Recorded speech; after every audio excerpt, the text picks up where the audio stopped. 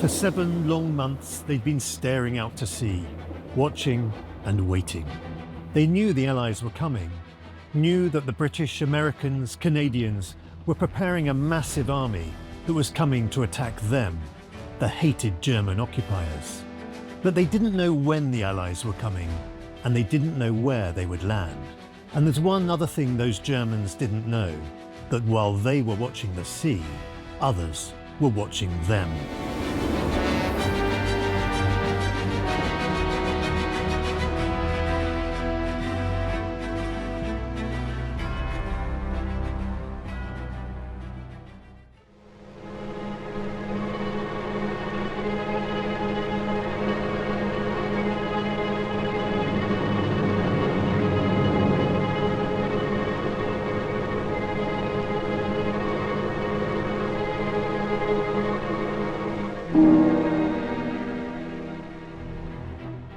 Three in the morning in the English Channel, Tuesday the 6th of June, and the sea's so rough that every vessel in the 7,000-strong Allied armada is being tossed and pitched through the waves. On landing craft 503, Commander Cliff Morris and his comrades are feeling terrible, thumping headaches, and most have been seasick.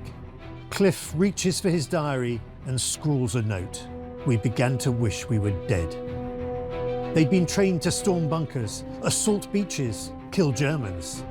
But they'd never been trained for seas as rough as this. All of them were wondering the same thing. How the hell were they going to fight their way ashore when they felt so ill? Their only hope was that the Allies' airborne troops, dropped into France just a few hours earlier, would have taken out the German coastal defences. If not, they were in trouble.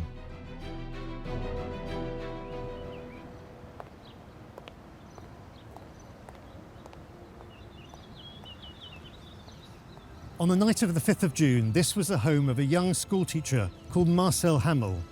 She couldn't sleep that night. Bombers kept passing overhead, roaring overhead. There was a full moon, light pouring through her window.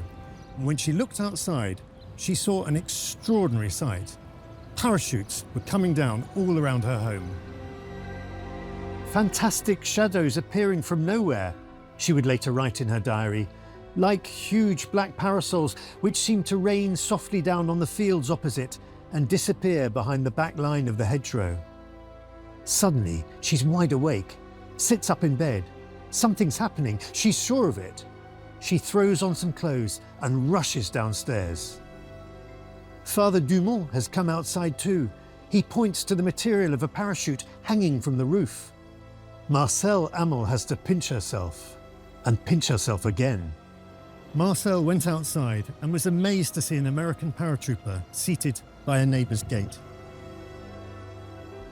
In a whisper, he tells me in impeccable French the astounding news. It's the Great Invasion. Thousands and thousands of paratroopers are descending here tonight. What that American paratrooper told Marcel Hamel was true. 13,000 American airborne troops were landing that night, and for many of them, their goal was the nearby town of Sainte-Mère-Église. And he said in English so no one else would understand, "Thank you, miss. The next days are going to be terrible. I'll think of you all my life." Inside the town itself, the local mayor, Alexandre Renaud, could scarcely believe his eyes when he saw paratroopers descending. He'd been awaiting this moment for years. The sight of the American paratroopers terrified the German garrison troops in Sainte-Mère-Église. Rudi Ischer, a 22-year-old conscript, had no intention of fighting. He and his platoon ran to get their bicycles, and then they fled the town. The German defences were left seriously weakened, but the soldiers who remained behind were tough, heavily armed, and determined to fight.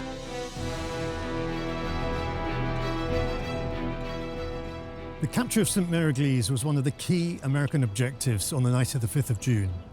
Behind me, you've got the road to Cherbourg. In front of me, you have the troops landing on Omaha Beach. It was vital that they captured this town. The problem was that many of the paratroopers had been landed all over the place, scattered widely across the countryside. And so they had to form themselves into impromptu bands and start fighting their way into the town.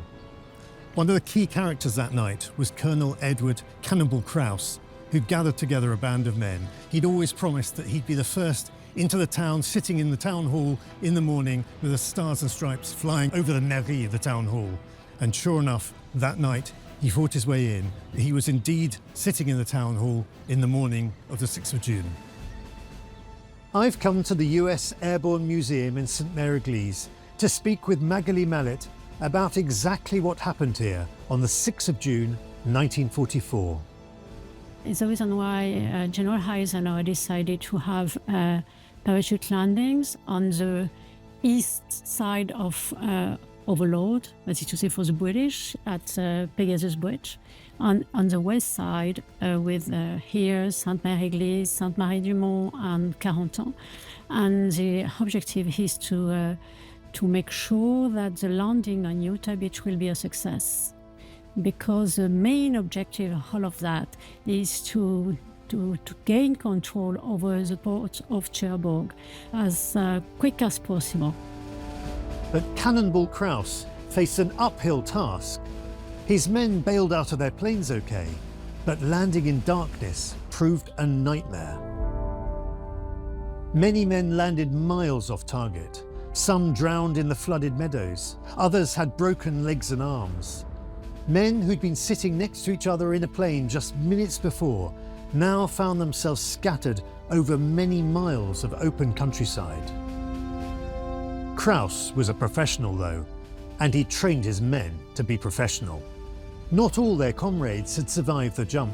As they fought their way through the streets, they saw a macabre spectacle in the centre of town. Dead American paratroopers swinging from trees and branches. From the spire of the church swung one who was still alive. It was several more hours before Private John Steele was eventually rescued.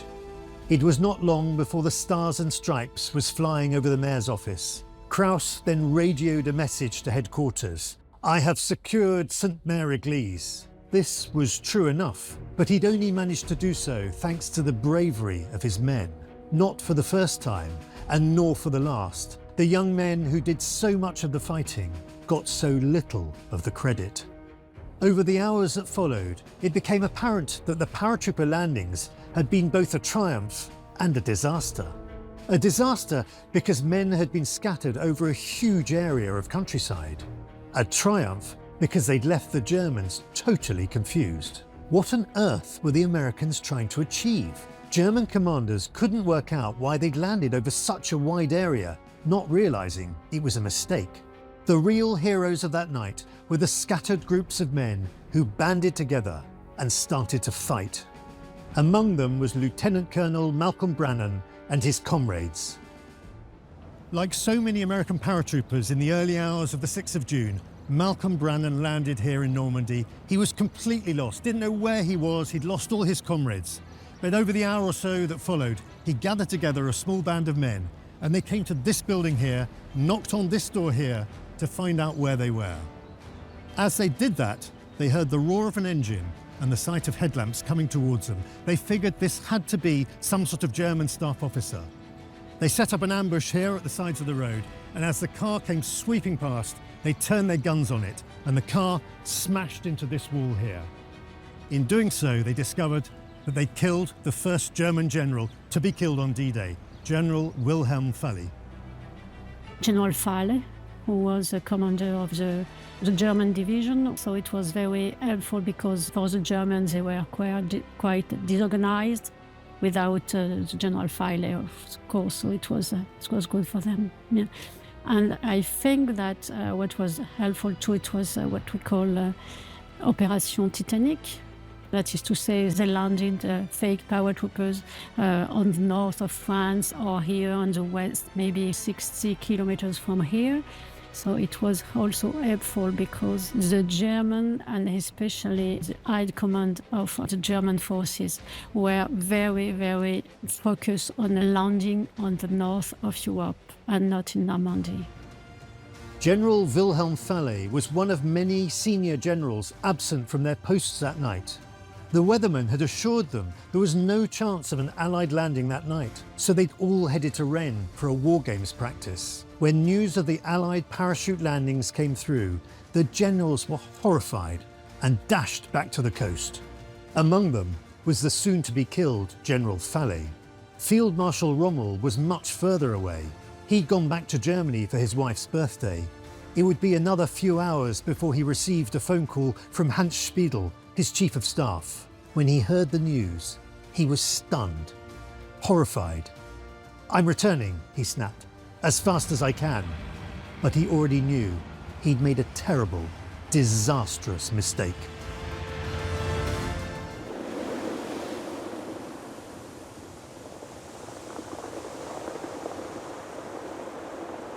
One of the greatest challenges facing the planners of D-Day was how to breach Hitler's Atlantic Wall, the vast systems of fortifications that lined the Normandy coastline. So what did they do? They came here to Morvenbakken in West Wales, and they built a replica 100 feet in length on the beach and decided to work out how best to breach it. They got an armoured vehicle and they equipped it with what was called the Goat, 1,600 pounds of high explosive, which attached itself to the concrete as the armoured vehicle retreated, and it was then detonated by remote control. There was a massive explosion, and when the dust settled, they realised they'd pierced a huge hole in this concrete wall, that Hitler's Atlantic Wall was not impregnable, and it could indeed be breached. The great challenge of D-Day was that men would be coming ashore on completely exposed beaches and under withering German machine gun fire. The Allied planners knew this, and so they called upon the services of a creative genius called Sir Percy Hobart. Sir Percy was asked to go away and think about what machines, what vehicles could be brought ashore to give those men some armoured support. He came back with this genius design, the amphibious tank, the DD tank it was known as, or the men called it the Donald Duck tank. It was designed to swim into the beaches, to land just before the infantrymen, and thereby provide big gun support for the men who were to storm the beaches. Sir Percy came up with a number of other things as well. The Crab was one of his inventions. It was a flail tank that would flail the beach and get rid of any landmines that had been placed there by the Germans. And he also invented the Bobbin, a giant machine that would lay a steel carpet onto soft sand so that heavy machinery could be brought ashore. All of these machines were vitally important for the infantry landing on these beaches, which are so exposed. D-Day, 5:30 in the morning. The young German conscript Franz Gockel is crouched in his machine gun nest overlooking Omaha Beach. He stares at the sea. Nothing but waves and mist. But as that early morning mist begins to lift, he can see some sort of shadow on the horizon.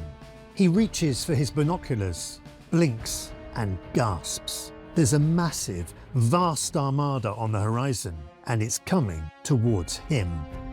This, then, was it.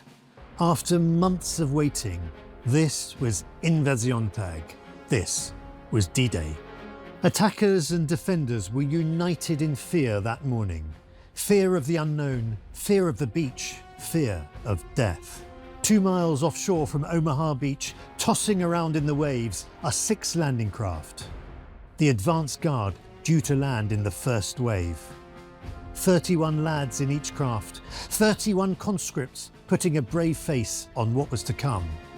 They'd been nicknamed the Suicide Wave, as they'll be the first men on the beach. They see it as a badge of honour.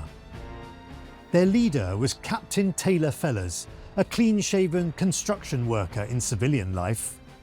Many of his lads came from the same town, Bedford, Virginia, old friends and good friends. Their task that morning was to capture one of the 4 ravines that led up the steep bluffs behind Omaha Beach. It provided vital access to the town of Verville-sur-Mer. It would have been a tall order for professional soldiers, even more so for young conscripts. The planners of D-Day knew the dangers of landing infantry on exposed beaches. Their solution was to send in amphibious tanks before the infantry, tanks that could silence the German guns. But those tanks had been built for calm seas, and the seas were anything but calm that morning.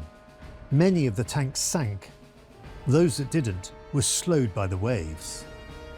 When Taylor Fellers and his men approached the shore, they found themselves alone. There was no armoured support whatsoever.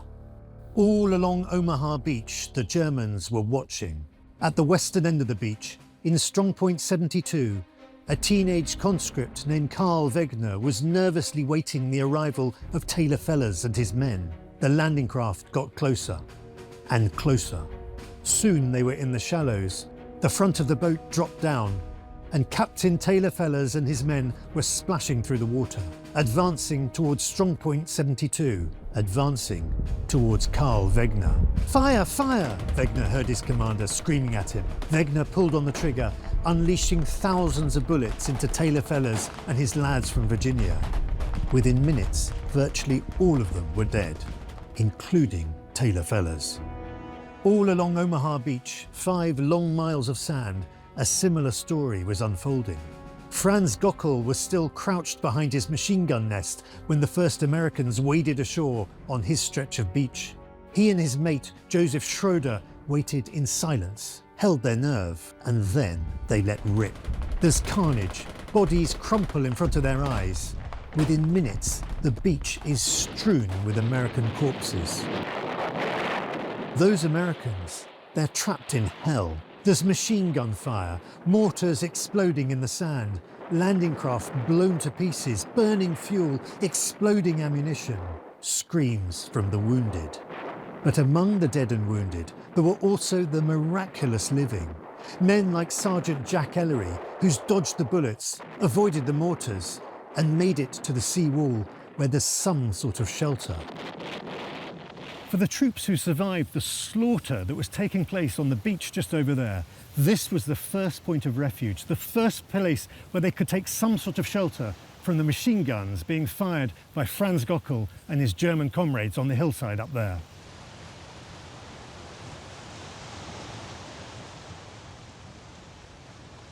Now, Jack Ellery begins to rally the survivors, urges them to attack the Germans, because he knows, they all know, that the only hope of survival is to climb behind the German strongholds and attack them from the rear. Each of the 5 beach landings followed a similar pattern that morning, and on each beach, life or death was a game of chance. Among the best prepared troops were the British commandos led by the flamboyant Scottish aristocrat Lord Lovat.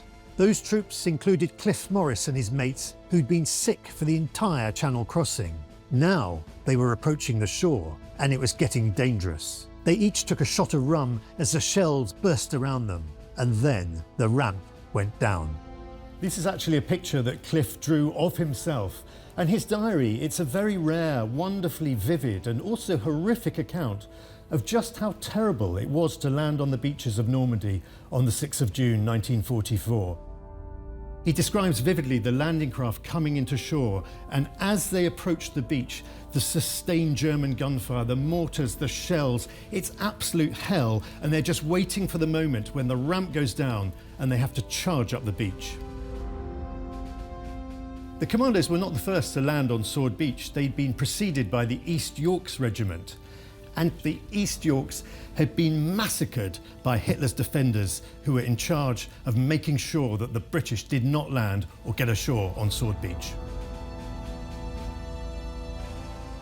It was shortly after 8 o'clock in the morning on the 6th of June when the commandos landed here on Sword Beach.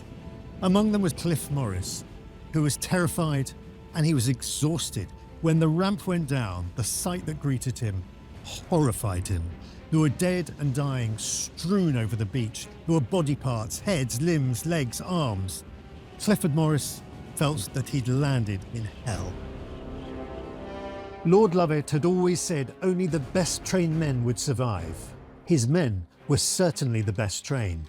They raced up Sword Beach in a hail of fire, storming the German strongholds and overwhelming their defences. Within minutes, they'd got the upper hand. The Germans were in trouble. There was one incongruous sight that morning. Lord Lovat had brought his personal bagpiper with him, Private Bill Millin. He now ordered him to march up and down the beach playing the bagpipes. Bill Millin did just that, earning himself a new nickname, the Mad Bastard. Commando forces landed on Sword Beach, and Lord Lovat, being a Scotsman of course, he had with him his personal bagpiper, Bill Millin. who played on the beach and up to the bridge. And the veterans on the bridge have told me that they can recall hearing the pipes. And they were relieved because they knew the reinforcements were coming. Can I just say, as he led the troops up from the beach, he'd be about 200 yards in front of the rest of the men because, of course, he'd be giving their positions away. So the men kept as far away from him as possible. So he often found himself hundreds of yards in front of the rest of the brigade. Even the Germans thought he was mad. They would later say they didn't shoot him because they thought he was Dummkopf, simple-minded. The commandos had triumphed at Sword Beach. By 9:30 in the morning, many German guns had been silenced and 7 of the 8 beach exits cleared. Now it was time for the dangerous march inland. Their next task was to relieve Major John Howard and his airborne troops who'd captured the 2 vital bridges during the night. No one yet knew if they were still alive. General Eisenhower's order of the day was distributed to every man on board the invading armada. Soldiers, sailors, and airmen of the Allied Expeditionary Force, you are about to embark upon the great crusade toward which we have striven these many months. You will bring about the destruction of the German war machine, the elimination of Nazi tyranny over the oppressed peoples of Europe, and security for ourselves in a free world. Your task will not be an easy one. Your enemy is well-trained, well-equipped, and battle-hardened. He will fight savagely. The Allied beach landings had begun at 6:30 in the morning when the first American troops stormed ashore at Utah Beach. This was the most westerly of the 5 beaches and had to be attacked first on account of the tide. Now, 2 hours later, Allied troops were assaulting all 5 landing beaches. Along a 40-mile stretch of coast, Americans, British and Canadians, along with other Allied soldiers, were all fighting against the German defenders. This replica of the Atlantic Wall, built in 1943-1944, gives some idea of the formidable challenge that were facing the men coming ashore on the beaches of Normandy. Remember, they'd crossed the channel at night. They'd been violently seasick for much of the way. They'd come ashore under heavy, sustained German machine gun fire, and then they faced this massive block of concrete. And this wall had to be destroyed or somehow scaled if they were going to go on and liberate Nazi-occupied France. And this is why the D-Day planners put such energy into working out how on earth they could blow a hole in this wall to allow tanks and men to get through it. Every D-Day objective was dangerous for the Allies that morning, but some were more dangerous than others. One of the most perilous goals was at Pointe du Hoc, a towering clifftop close to Omaha Beach. Allied spy planes had picked up German guns so powerful they could hit both Utah Beach and Omaha Beach. If these guns fired on troops as they were landing, it would have devastating consequences. Destroying those guns was a specialist mission requiring a specialist team. For months, a young American lieutenant, James Rudder, had been training a band of US Rangers for this dangerous assault. Many were unruly misfits, tough, violent, unpredictable. Rudder knocked them into shape, turning them into an elite band of soldiers. They were to be pushed to the limit on D-Day. The big warships offshore bombarded the cliffs in advance of the Rangers' landing, as they had done along this whole stretch of coast. But the heavy seas meant that James Rudder's men arrived late at the Pointe du Hoc. By the time they were ready to scale the cliffs, the Germans were waiting for them. Using rope and grapnels, Rudder's men scaled the cliffs under heavy fire. It was a perilous undertaking, for they were constantly shot at. But they made it to the top, then poured gunfire into the German positions.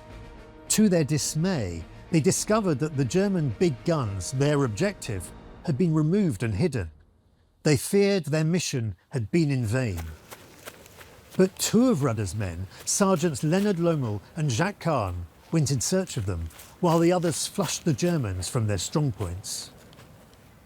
One of the American Rangers, Leonard Lommel, is convinced that the big German guns must be somewhere. Having fought his way across Pointe du Hoc, he comes to a sunken lane. He follows it and comes to some trees, and there, under the trees, are the big German guns. He's found them. He pulls out some thermite grenades that he's carrying, puts them into the gun's mechanism and sets the fuse.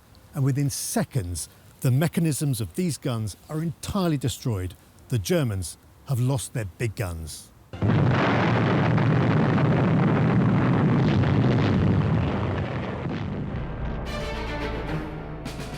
Juno Beach, the Canadian beach, a 5-mile stretch with two of the largest towns in the middle, Courceuil and Bernières-sur-Mer.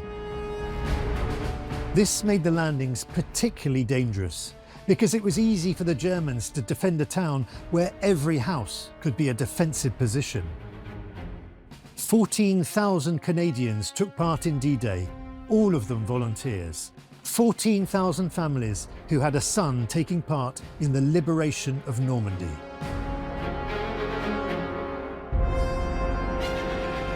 So Juno Beach extended 8 kilometers between the British landing sectors Gold and Sword, beginning in the west with the village of Saint-Aubin-sur-Mer and continuing through Bernières-sur-Mer, Courcelles-sur-Mer, and finishing in the east at Grey-sur-Mer.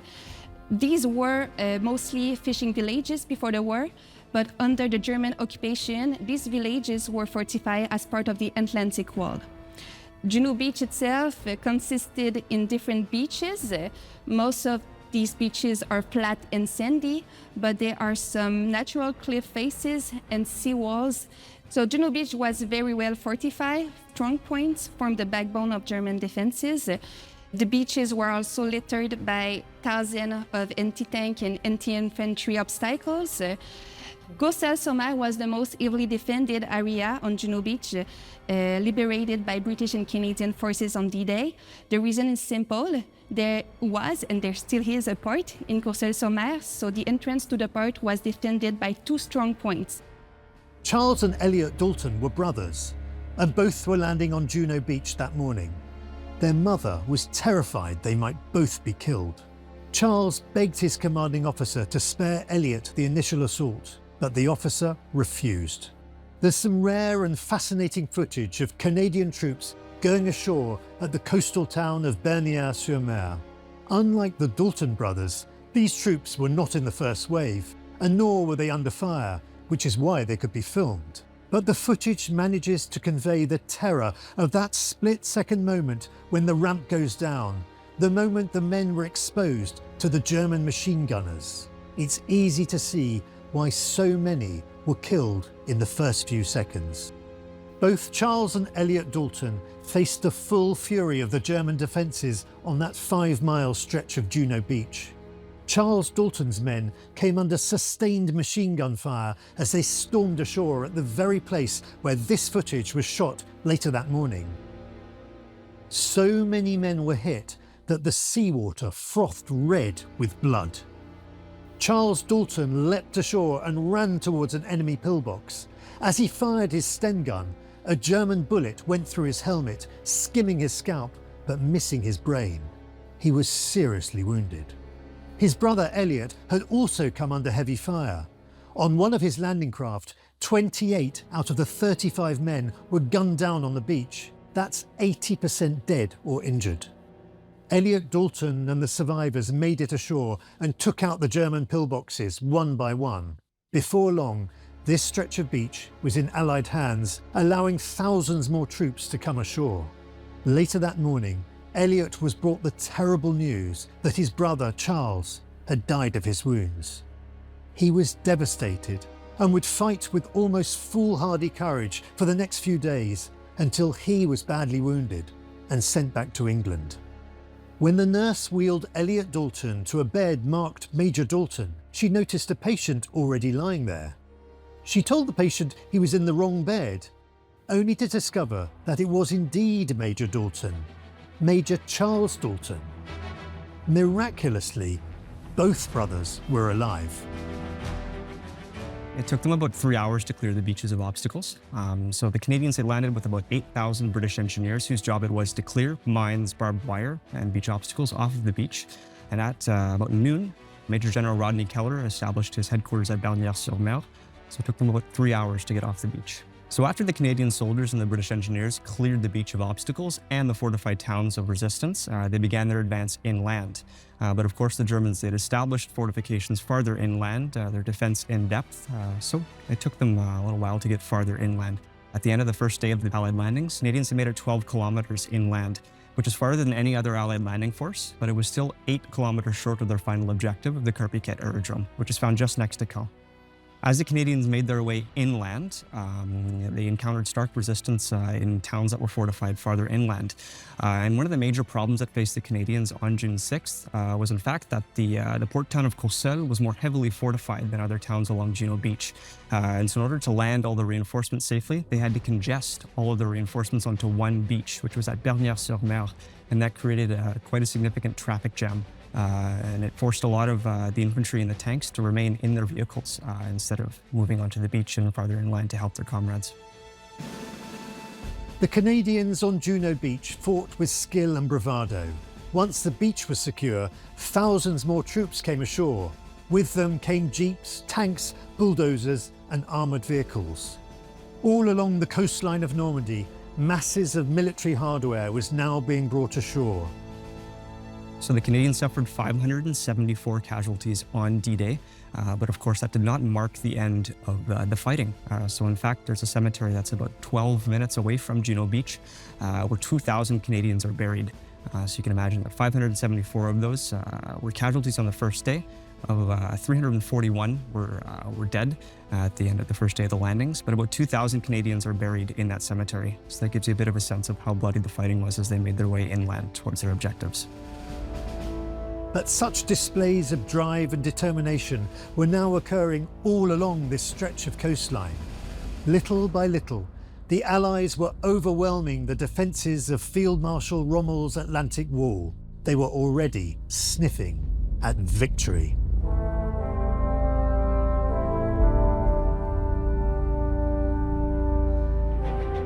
One of the great successes that D-Day morning was the rapid advance of the British commandos from Sword Beach to Pegasus Bridge. The bridge had been captured shortly after midnight by John Howard and his men who'd landed by glider. They'd also seized a second vital bridge over the River Orne. And Trooper William Gladden was one of those men who was holding the bridges until reinforcements arrived from the D-Day beach landings. I was Trooper William Gladden, all Armoured Corps and RTR Royal Tank Regiment. They were troopers. I was born 13th of January 1924. I joined the 6th Airborne in 1943. We were all young and it was so different then. You weren't scared. Even though you were going, there's a letter I wrote to my mother. I told her, I'm not scared, I'm just going to do something I've never done before in my life. Possibly take lives. And they'll be after taking my life, but nothing's going to happen to me. The Orne Bridge, one of the two bridges which had to be captured intact, of course, is over there behind the high trees. And the glider landing zone for 2 of 3 gliders which should have landed here. One of them got lost and landed about 8 miles away. One of them landed in the field behind the electricity pylon, behind me, and one slightly further east. The high ground can be seen on the horizon, and that's where the airborne troops had to take up position, most of them. And can you see the gap in the trees? There's a large open space up there, large field, and that's where the 5th Parachute Brigade landed, about 2,000 men, 3 battalions, and the Germans had poles put in the fields. They were called Rommel's asparagus, and they were vertical poles. They were tree trunks, and they had to come down before the glider-borne troops came in later on the morning of the 6th of June. We landed on D-Day, the 6th of June, but we had to come in the afternoon because the landing zone wasn't clear in the morning. It had all poles stuck in it, what the Germans had put there. So the 22nd Independent Parachute Battalion, who were with us at Larkhill, they went in first, blew out the poles, and then we came in. we landed in the glider just beyond the church in Ronville. And that's where we got out the glider. After the tankers came out of the glider, we got our bikes out and went to the Orme Bridge and dug in there for the first night. We had to dig in case the Germans tried to take that bridge back. And that bridge, Pegasus Bridge and the Orme Bridge, if they hadn't been kept in our hands, they would have never got off the beach. The glider-borne troops from the Oxenbucks had taken the bridges, and they had to hold on for about 90 minutes. And at 1 o'clock in the morning, one of the parachute battalions, the 7th, landed, about 600 men, and some of them, because they were scattered, some of them were down on the bridge by 2 o'clock in the morning. And Howard's men, the men in the gliders, were put in reserve between the two bridges, and the parachute battalion, the 7th, had to hold the town of Benoville. They weren't too concerned about the eastern side of the bridges, because 12,000 airborne troops were landing. It was the western side, where there were no troops until the landings on the beaches 7 hours later. And there was very, very heavy fighting in the town of Benoville on the western side of the Caen Canal. The idea in getting our tanks over there behind their lines was to make them think, hello, they've got armour inland. But they were handy because quite a few parachutists were still holed up in the hedgerows. And as soon as they moved, the German snipers had a go at them. So with our tank, with the 2 pounder, we could blast them out and release the parachutists from the hedgerows. We just done what we had to do. We were in the army and we were given a job to do. And we just, as I've always done, if ever I'm given a job, civvy street or not, I'll just do my best. While Bill Gladden was just doing his best, the British commandos were trying to reach him and his fellow comrades. Among the toughest of all was Private Stan Scotty Scott, whose flattened nose made him look like a street fighter. Now he gathered a band of men from No. 3 Troop and led a fighting advance to the bridges. They went by bike, they'd trained for this in England, but it was a ride from hell, which involved flushing Germans from hidden defences. Their final approach was extremely dangerous, for there were Germans everywhere, as Stan Scotty Scott would later recall. Rounds hitting from all sides, ricocheting off and splatting and hitting. Campbell got clobbered, hit through the neck, fell down in one big lump. But they made it. It was a moment of triumph, both for the commandos and for John Howard's men. And there would be even more scenes of triumph when Lord Lovett arrived with his bagpiper, still alive, still playing his music. The 2 vital bridges were now secure. The Germans had been blocked from launching a counter-offensive against the beachhead at Sword, and the Allied troops could now advance deeper into Normandy. At the eastern end of the landings, everything was going according to plan. Not all the soldiers had been as successful as the commandos. On Omaha Beach, the Americans were in serious trouble. The terrain was one problem. Directly behind Omaha Beach were sheer cliffs, almost impossible to climb. But a far greater problem was the hundreds of machine gun nests causing absolute slaughter on the beach. By mid-morning, things were going so badly that General Omar Bradley, watching from an American battleship, considered abandoning Omaha and redirecting his men to the other beaches. But 2 important events were to save the day. One was the decision to swing all the American naval guns towards Omaha Beach. Within minutes, the German strongpoints were being pounded by huge shells. This took out the Germans' most dangerous positions. The second important decision was to send in 2 highly experienced commanders, General Norman Cotter and Colonel Charles Canham. They landed on the beach and teamed up with the newly landed Rangers, who began an all-guns-blazing assault on Omaha. Slowly, the battle began to turn.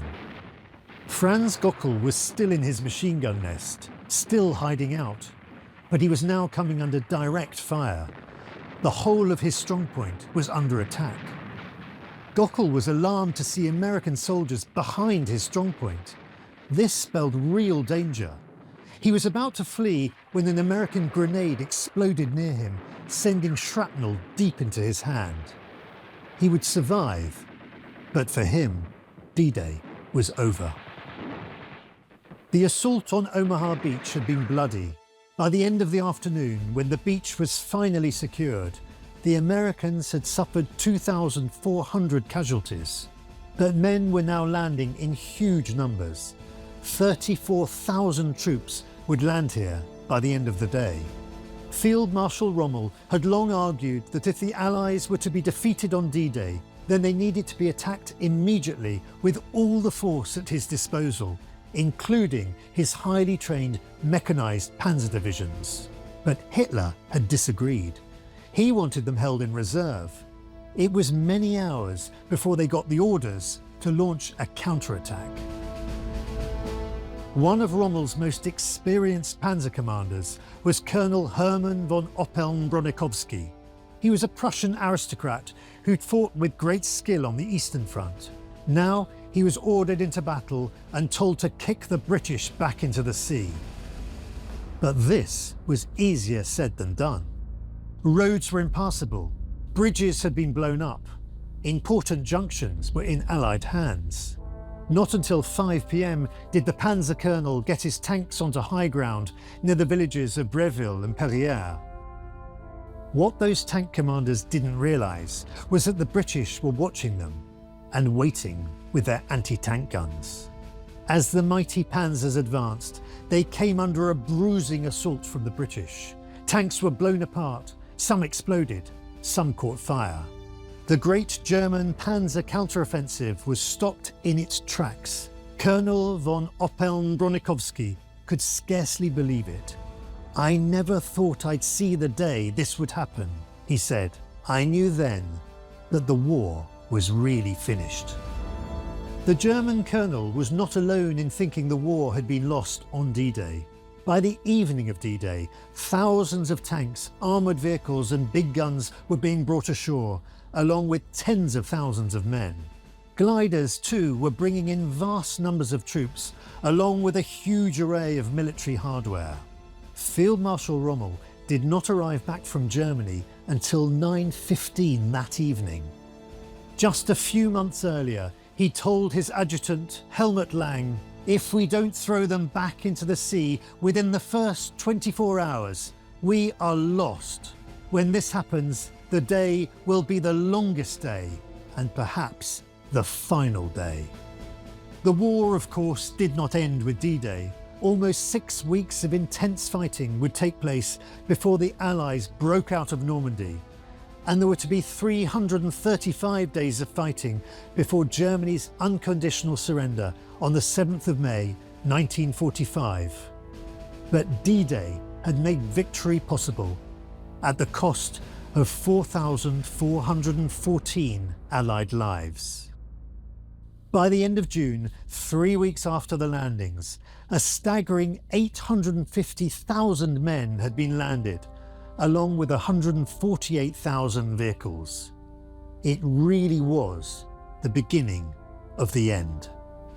In the aftermath of those historic beach landings, American war correspondent Ernie Pyle walked along Omaha Beach. He found the experience profoundly moving. Submerged tanks and overturned boats and burned trucks and shell-shattered jeeps. Now that it is over, it seems to me a pure miracle that we ever took the beach at all. As I ploughed out over the wet sand of the beach on that first day ashore, I walked around what seemed to be a couple of pieces of driftwood sticking out of the sand.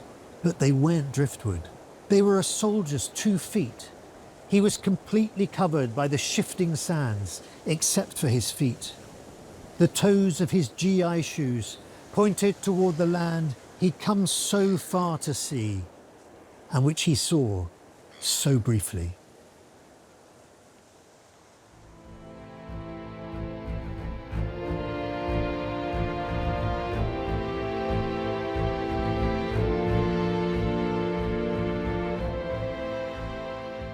for we're saying goodbye to them all. As into our glider we crawl. We're unlucky fellas, we've got no propellers, so cheer up my lads, we're airborne.